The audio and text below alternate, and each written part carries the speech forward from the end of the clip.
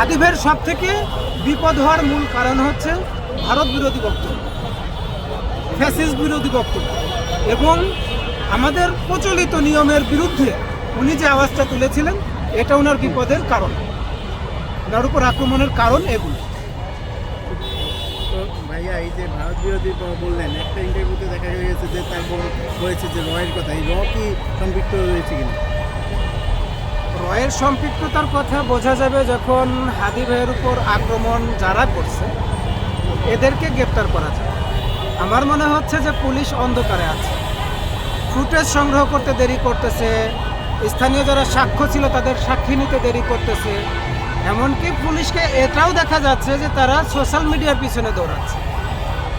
আমার মনে হচ্ছে যে এই সময় ক্ষেপণ করে মূল যে আক্রমণকারী তাদেরকে বর্ডার পাস করার সুযোগ দিয়ে আমরা যারা আসলে প্রকৃতই হাদি ভাইকে সেভ করতে চাই, সোশ্যাল মিডিয়ার যেসব গুজব আছে তার উপর ভর করে আমাদেরকে গ্রেপ্তার করে তাদেরকে বাঁচাতে চায়। তাদেরকে বাঁচালে কি হবে?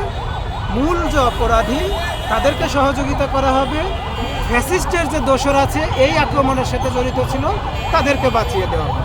এত সময় লাগার কথা না, ঢাকা শহর থেকে তাদেরকে বের হয়ে যাইতে দেওয়ার সুযোগ দেওয়ার কথা।